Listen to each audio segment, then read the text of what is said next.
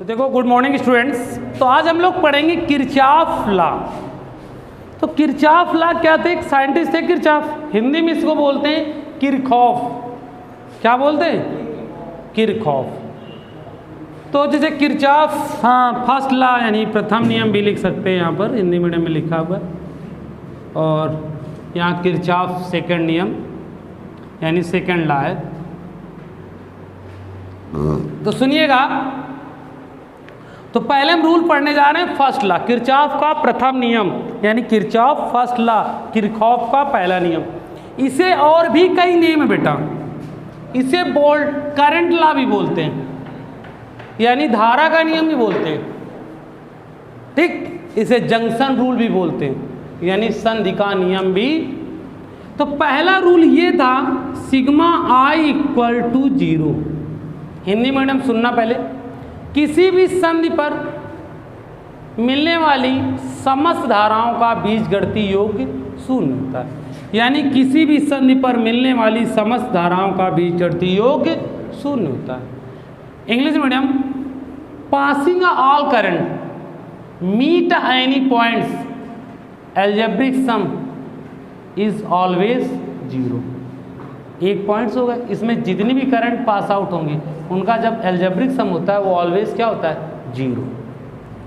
अब हमने कहा कि ये सुनो, तो एल्जेब्रिक सम लेना तो एक डायरेक्शन में कौन जा रहे हैं? I1 I2।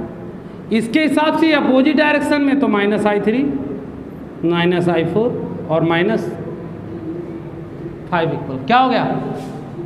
तो I1 प्लस I2 बराबर I3 प्लस I4 प्लस क्या हो जाएगा? I5 equal to 0। क्लियर? अब इससे एक नियम बन सकता है, ये हमारी करंट जा रही ना और ये निकल नहीं, तो जाने वाली धाराओं का योग आने वाली धाराओं के योग के बराबर होता है। लिविंग करंट का सम इंटर्निंग करंट के सम के इक्वल। क्लियर? लिविंग करंट का सम इंटर्निंग करंट के सम के कैसा होता है? इक्वल होता है। याद रखिएगा। अब ये पूछ लिया या किस प्रिंसिपल पे काम करती है? प्रिंसिपल बोले तो सिद्धांत, तो conservation of charge, conservation of charge यानी कि आवेश संरक्षण के सिद्धांत पर काम करता है। किस सिद्धांत पर काम करता है? कंजर्वेशन ऑफ चार्ज, आवेश संरक्षण के सिद्धांत पर काम। ओके, अब आता है सेकेंड लॉ। सेकेंड यानी द्वितीय के नियम।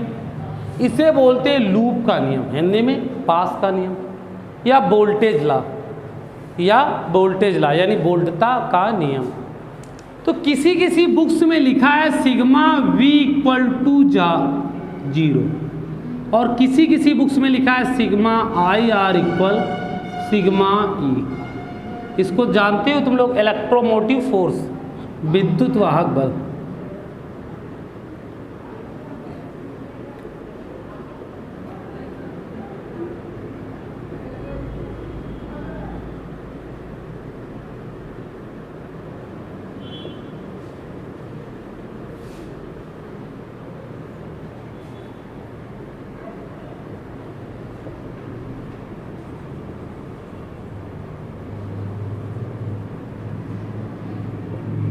है ना?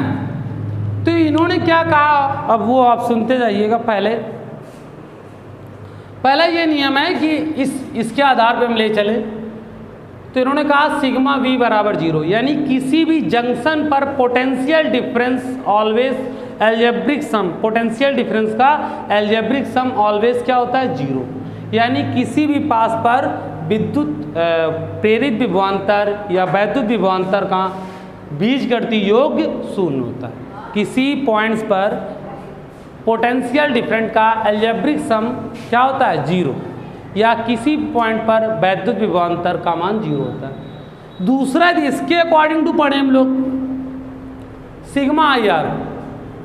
सिग्मा IR यानी किसी भी सर्किट पर, इलेक्ट्रिक सर्किट पर किसी भी वैद्युत परिपथ पे बहने वाली धारा और उसके संगत लगा प्रतिरोध, किसी भी परिपथ पे, जैसे ये परिपथ है आपके, बहने वाली धारा और उसके संगत लगा प्रतिरोध के गुणनफलों का अब ये किसका साइन है? बीज गणितीय योग उसमें उत्पन्न विद्युत वाहक बलों के योग के बराबर होता है। यानी किसी भी जंक्शन पर flow of current and resistance के प्रोडक्ट का algebraic sum, flow of current और रेजिस्टेंस के प्रोडक्ट का algebraic sum is always algebraic sum of EMF, EMF के एल्जेब्रिक सम के इक्वल होता है।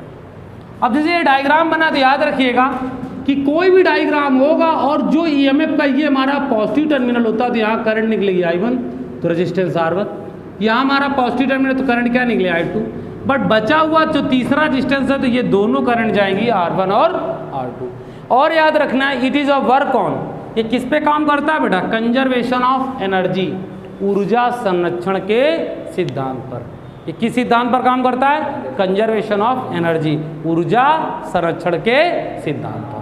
अच्छा इंपॉर्टेंट है, याद रखिएगा कि जो किरचॉफ और किरचॉफ की कहानी जरूर याद रखिएगा, ये दोनों ही इंपॉर्टेंट है। ओके, तो अब हम लोग पढ़ेंगे किरचॉफ का नियम। किसका पढ़ेंगे? किरचॉफ का नियम हो गया तो sorry, Wheatstone bridge, Wheatstone bridge.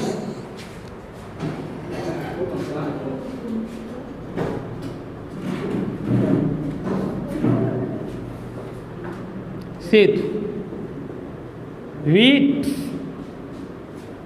Stone bridge. वैसे तुमको क्या लग रहा होगा? व्हीट मतलब गेहूँ, स्टोन मतलब पत्थर और ब्रिज मतलब सेतु। बेटा जलाते रहो कैंडल तुम। अच्छा, तो व्हीट स्टोन ब्रिज, तो पहला आता है सिस्टम प्रिंसिपल। पहले सीख लें प्रिंसिपल क्या होता है। प्रिंसिपल बोले तो सिद्धांत। तो ये बेटा जो है किरचॉफ के सेकंड लॉ पे वर्क करता है। किस पे काम करता है बेटा? किरचॉफ के सेकंड लॉ पे। व्हीटस्टोन ब्रिज किस पे काम करता है बेटा? किरचॉफ के सेकंड लॉ, किरचॉफ के सेकंड लॉ, यानी किरचॉफ के द्वितीय नियम पर ये कार्य करता है। It is work on Kirchhoff second law. ये किस पे काम करता है? किरचॉफ के second law. It is work on Kirchhoff second law. ये किस पे काम करता है बेटा? किरचॉफ के second law. It is work on Kirchhoff second law, right.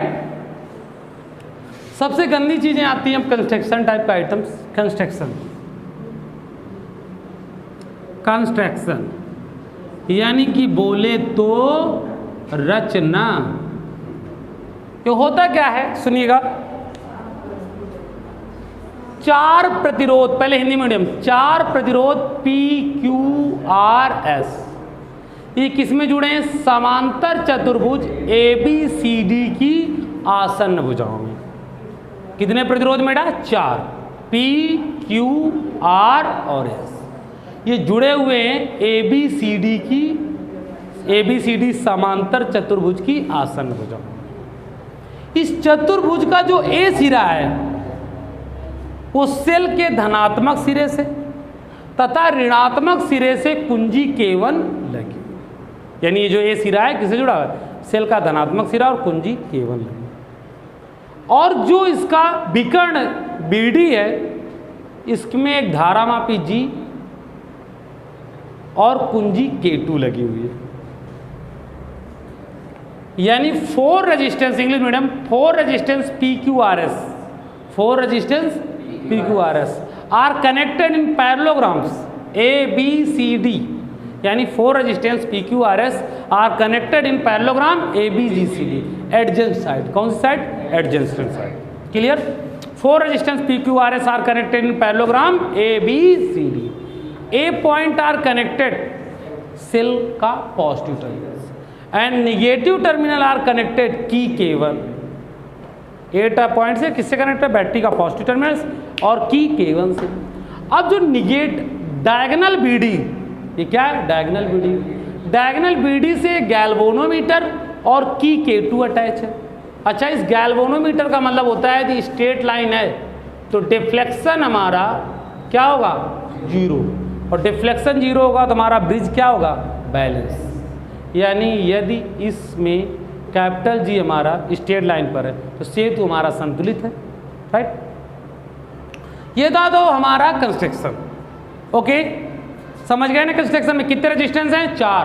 PQRS किस में कनेक्टेड है? पैरेललोग्राम यानी कि समांतर चतुर्भुज में। उसका एक किससे कनेक्टेड है? बैटरी का पॉजिटिव टर्मिनल से, और निगेटिव टर्मिनल किससे है? K1 से। विकर्ण यानी डायगोनल किससे? BD, उससे क्या कनेक्टेड? गैल्वेनोमीटर और की यानी धारामापी और की कुंजी K2। क्लियर? अब हम लोग पढ़ते हैं वर्किंग। क्या पढ़ेंगे बॉस? वर्किंग। डस्टर टाइप की कोई आइटम होता तो मेरे पास। चलिए, तो वर्किंग, वर्किंग का मतलब होता है काम करना। वर्किंग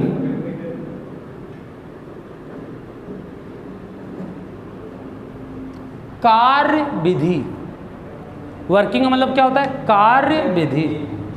तो करते कैसे, गौर सुनिएगा। पहले K1 की को हम प्रेस करेंगे तो सेल के पॉजिटिव टर्मिनल से करंट फ्लो होती है। K1 की को प्रेस करेंगे तो सेल के पॉजिटिव टर्मिनल से करंट फ्लो होती है, और कहाँ पर पहुँचती? पॉइंट्स A पर। A पर पहुँचकर वो दो पार्ट में डिवाइड होती है, AB पे I1 और AD पे I2। और की K2 को प्रेस करें तो गैल्वेनोमीटर में डिफ्लेक्शन क्या मिलता है? 0। अर्थात हमारा ब्रिज कैसा है? बैलेंस। जो AB पे करंट होगी वही BC पर होगी, जो AD पर होगी वही CD पर, बट BD में कोई करंट फ्लो। यानी जैसे हम कुंजी K1 को दबाते हैं तो बैटरी के धन सिरे से धारा निकलकर कहाँ पहुँचती? A बिंदु पर, और A बिंदु पर पहुँचकर वो दो भागों में विभक्त हो जाती है, AB पे I1 और AD पे I2। लेकिन जैसे हम कुंजी K2 को दबाते हैं तो धारामापी में विक्षेप क्या मिलता है? 0। और इससे पता चलता है कि सेतु हमारा संतुलित है, अर्थात जो AB में धारा जाएगी वही BC में, जो AD में जाएगी वही CD में, और BD में कोई धारा प्रवाहित। अब हमने पढ़ा कि हमने कहा व्हीटस्टोन ब्रिज किरचॉफ के सेकंड लॉ पे काम करता है, किरचॉफ का सेकंड लॉ। तो I1 P, अब ये इस तरफ जा रहा है, ये इस तरफ जा रहा, तो माइनस का I2 R। EMF दे रखा है? नहीं, 0।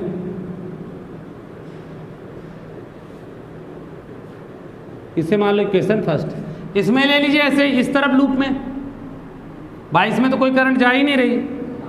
I1Q माइनस I2S 0, तो I1Q बराबर I2S। इसे मान लो इक्वेशन सेकंड। अब फर्स्ट को सेकंड में क्या करवा दो? डिवाइड।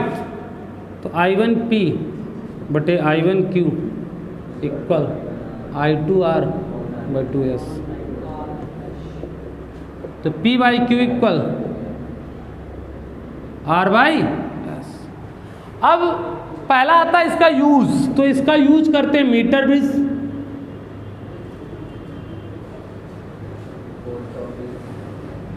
और पोस्ट ऑफिस बॉक्स।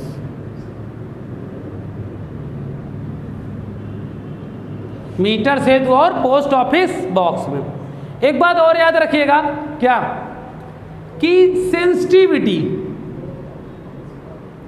सुग्राह्यता,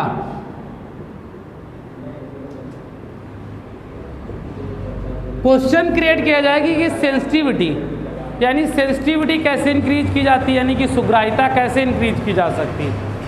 तो यदि ये व्हीटस्टोन ब्रिज के चारों रेजिस्टेंस सेम ऑर्डर होके हों, चारों रेजिस्टेंस किसके हों? सेम ऑर्डर, यानी ये व्हीटस्टोन सेतु के चारों प्रतिरोध एक ही कोटि के हों, तो ये सेंसिटिविटी यानी सुग्राह्यता का मान बढ़ जाएगा, सेंसिटिविटी इंक्रीज हो जाएगी। Okay, clear? तो आज के लिए इतना ही काफ़ी है। नमस्कार और वगैरह।